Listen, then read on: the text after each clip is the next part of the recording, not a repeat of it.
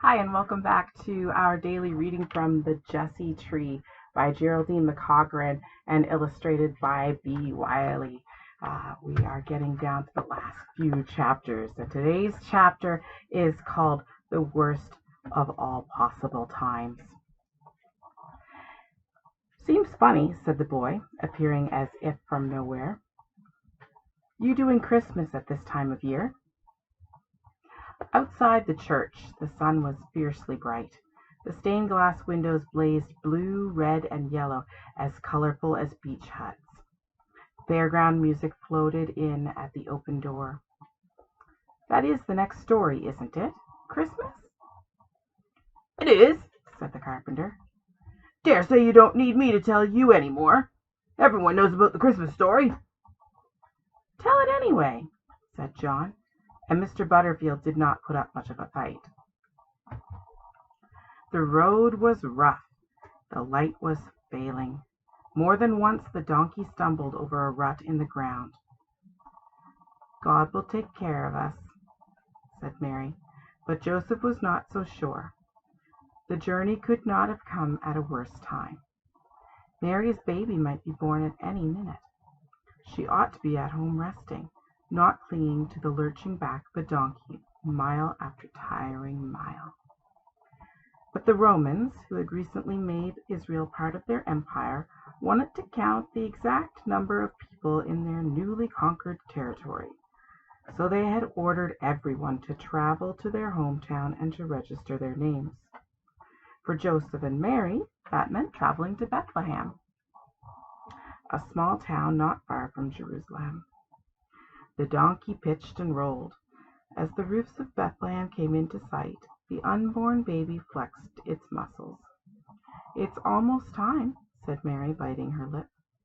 A bed, a bed. Joseph must find somewhere for his wife to rest. But the crowds pushed past like a river breaking around an island. The town was full to bursting. Inside the clattering inn, Joseph had to shout to make himself heard. A bed! Do you have a bed for my wife? You're joking, aren't you? Said the innkeeper. Not so much as a shelf. The whole tribe of David is in Bethlehem tonight. Joseph's panic rose. If God really was taking care of everything, God didn't seem to be doing a very good job of it. But her child, the baby, it's coming. The innkeeper glanced outside at the woman crouched on the ground beside her donkey. There's always the stable, I suppose. It's not much, but it's a shelter. May God be good to you both, my friend. Your baby picked a bad time to be born. Across the yard, the noise from the inn died down. Its lamps went out. The only light in the stable came from a wick floating in a bowl of oil. Its flame danced in the eyes of the animals as they watched Joseph rake together hay for a bed of straw. Their ears tilted. The flies settled on their nostrils. But they went on watching, motionless. For the woman was giving birth, and all the animals understand the wonder of that.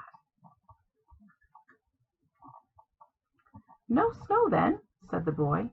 There's always snow in the pictures. Probably more flies than snow in that part of the world. Flies on the cattle, flies on the donkeys, flies in the dirt, straw. People mostly painted all cozy looking. Rows of cuddly animals. But that was the whole point, wasn't it? That the child of God would be born into an ordinary down-to-earth place? The maker of the universe would squeeze into one tiny, frail, ordinary, flesh-and-blood human being. Must have been a happy time, though. I picture the stars pulsing overhead, the planets spinning like wheels, the moon grinning, while constellations do somersaults across the dark sky. The old man and the boy looked at one another. Both of them smiled. Flies have thousands of lenses in their eyes, said the boy. They see everything thousands of times over. If there were all those flies, imagine what the flies saw, Mr. Butterfield. Imagine.